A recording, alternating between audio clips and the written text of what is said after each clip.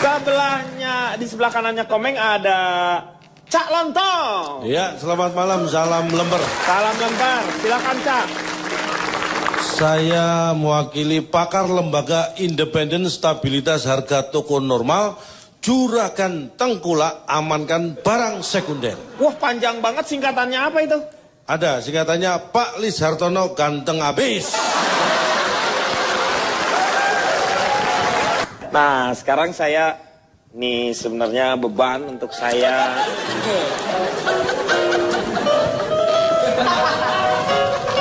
Tapi kalau kita memang yang penting kita punya kebersihan hati sehingga tidak punya prasangka apapun juga. Moga-moga kita berharap dari Cak Lontong ini dapat satu manfaat yang bisa kita dapat ya. Udah nggak bisa diandelin Pak kalau Saun yang ngomong. Ini kita kembalikan ke masalah. Ini bicara tentang pedagang kaki lima. Kita jangan hanya bicara yang negatif-negatifnya. Karena di antara pedagang kaki lima ini positifnya sedikit sekali. Ya? Anda kenapa? Nanti akan saya terangkan ya, panjang lebar. Tapi kita harus kembali flashback dulu ya. Anda tahu nggak sejarahnya PKL? Sejarahnya PKL saya tidak Ada tahu. mulai kapan? Adanya PKL semenjak ada trotoar. Nah,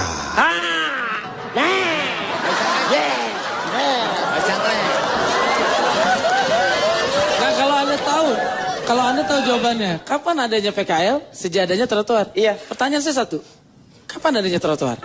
Nah, sejak Anda dilahirkan. 18, 16. Tahu dari mana? 18, 16. Iya itu awalnya dari trotoar. Sanda. Lah, PKL ada semenjak ada trotoar. Trotoar ada kapan? Sebelum ada PKL.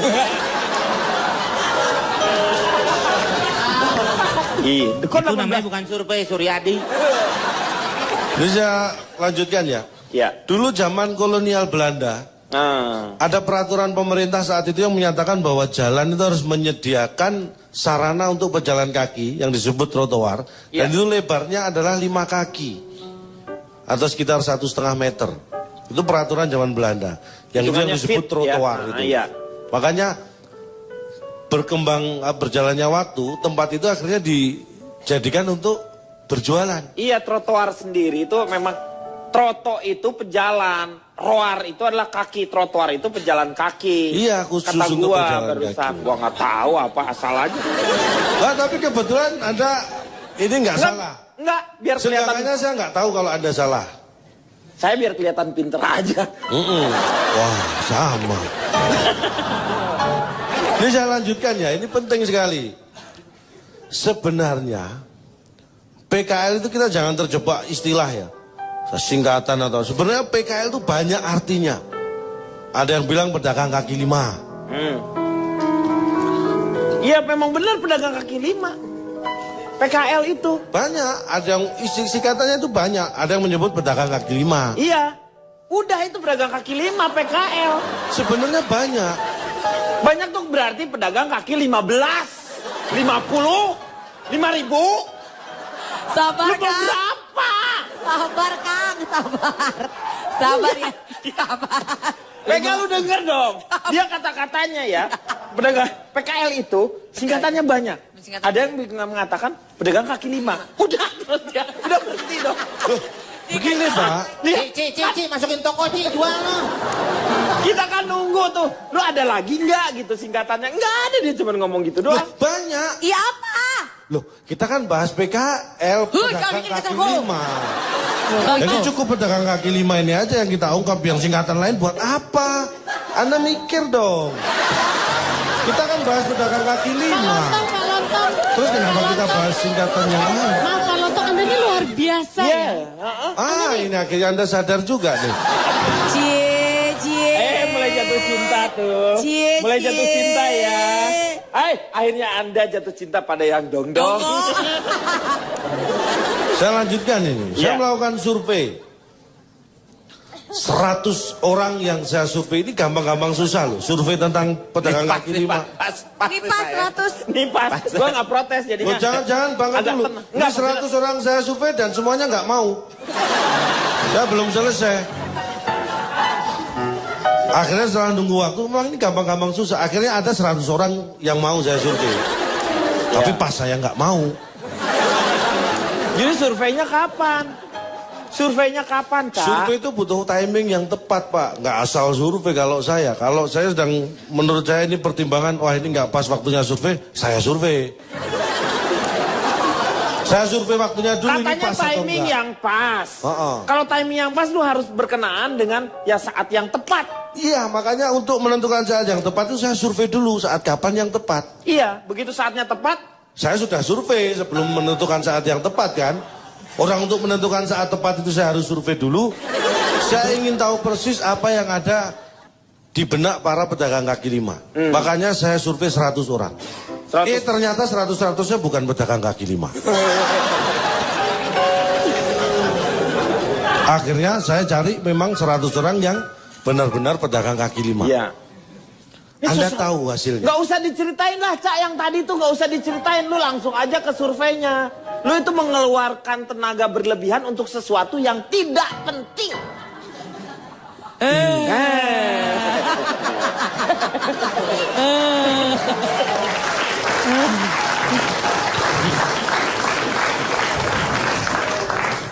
Dari 100 pedagang kaki lima yang saya survei, ini yang paling mengejutkan dan membuat saya terbelalak. Saya yakin Anda juga. Yang pertama, ternyata yang namanya pedagang kaki lima itu, kakinya cuma 2.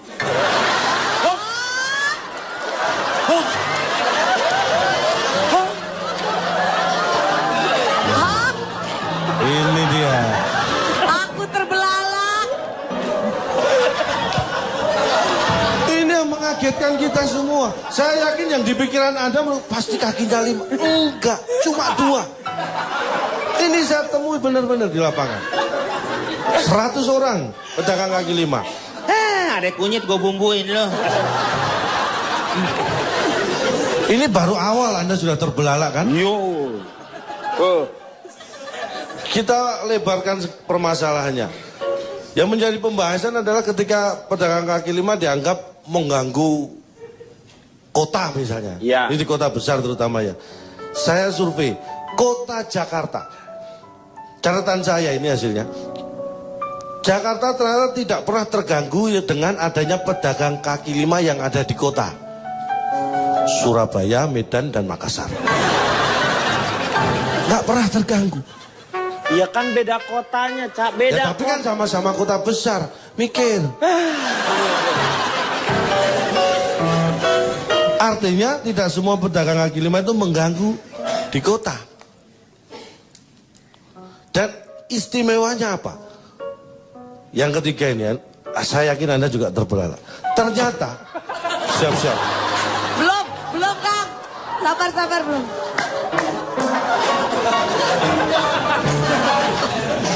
Anda sudah kayak kepir. Penjaga gawang itu loh. Kiper. Kepir. Kiper. Bukan nama orang. Kiper namanya Kepir. Kepir Aprielo. Kevin. Ayo orang-orang pada mau terbelalak. Ayo Ayo nungguin. Yang kita menganggap bahwa pedagang kaki lima itu dagangannya sederhana.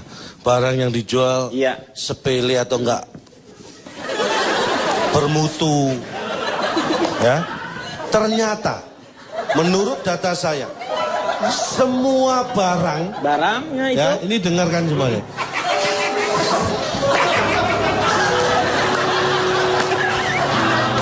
Anda kenapa sih? nunggu. Kan saya mau terbelalak. Oh. Saya haus akan terbelalak. Ya. Ternyata Cepet. semua barang yang kita butuhkan itu bisa kita dapatkan di tempat pedagang kaki lima. Semua barang. Ingat ya, semua barang yang kita perlukan itu ternyata bisa kita dapatkan di pedagang kaki lima. Nggak bisa. Belum selesai, kecuali yang tidak ada.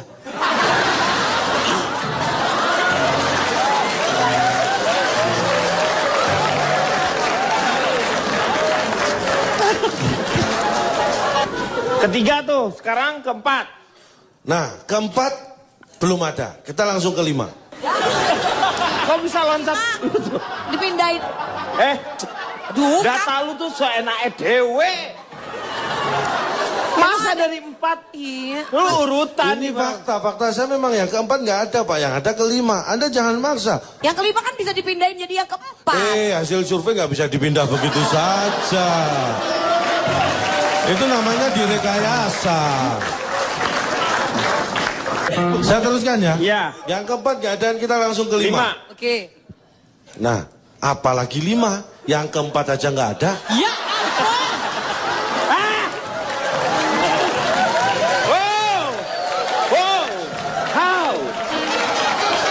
Saya mau tanya Vega. Karena kan logikanya kalau 4 ada, kenapa nggak saya sebutkan? Calontong, saya tuh gremet-gremet di sini loh. Saya boleh pulang aja nggak Pak? Jangan dulu. Cie, Saya tuh udah beneran gremet. deg-degan. Cie, udah deg-degan, Bukan udah gremet. naksir, Cie. emosi. Mana Ya ada orang ampun. emosi deg-degan. Deg-degan itu kan awal dari cinta. Ya elah.